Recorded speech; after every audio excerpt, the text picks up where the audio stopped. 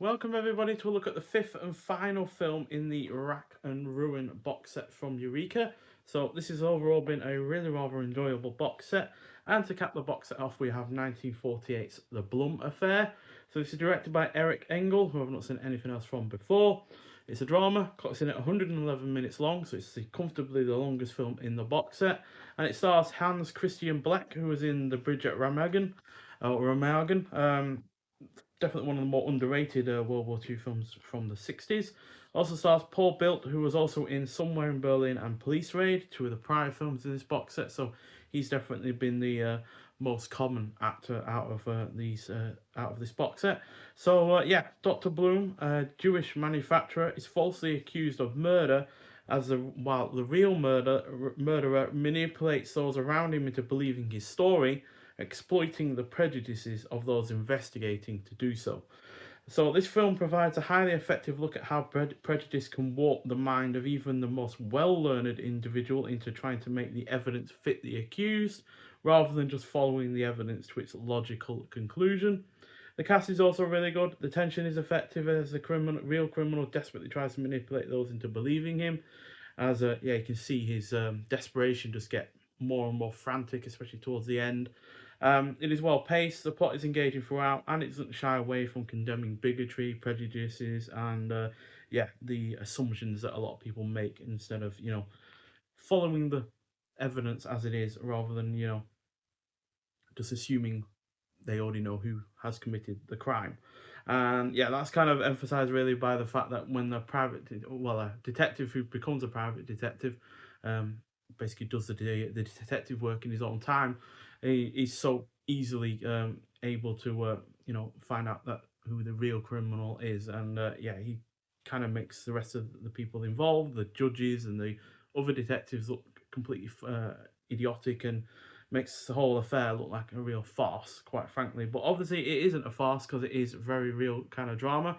It is actually based on an actual case that happened in the 1920s, and yeah, it just shows how stupid some people can be when they assume what's happened rather than just follow the evidence. So yeah, it's a solid 4 stars out of 5. Really good end to the box set. It's probably one of my favourites. We'll get into ranking them in a minute. And yeah, in terms of extras on the actual disc itself, the restoration itself looks fairly decent. It's not quite as good as the first two, but definitely better than the likes of Police Raid. So, in terms of extras, we've got new commentary on the Blum Affair written by Roland Mann and presented by David Melville Wingrove. The film itself. So, one we've already talked about, Confronting the Past, an interview with Jewish studies scholar Sue Weiss, that not just looks at Married in the Shadows, but also this film. So, it's a combination extra there. And yeah, that's basically it by the looks of things. There are obviously other extras on here that are either more related to the other films in the box set, or the general kind of themes that are presented here. But yeah, overall, this box set's been really rather great. No real massive low point. We have looked at other box sets in the past where there's been a good run of films and there's been a sudden drop off in quality. Not the case here. Yes, Police Raid at 3.5 out of 5 is the lowest rated of the bunch, with all the rest getting 4 out of 5. But even that is still far better than the even the lowest of the lower from other box sets. So I'd say in terms of best, it's really difficult, really, because like I said, I've given 4 of the 5 films 4 out of 5. So it's really difficult, really, to say which one I'd rank the best. I guess The Murderers Are Among Us, really. I think that one, in terms of its characterization, is the strongest. But in terms of, you know, being a generally engaging effort, I'd say it's a tie between the last two films, Marriage in the Shadows and The Blum Affair, because they might well not entirely fit into the kind of genre of the Rubble film, but they do provide the foundations for those kind of genre films in the after World War II, whereas he's obviously set before and during. So I think they're really effective in that regard.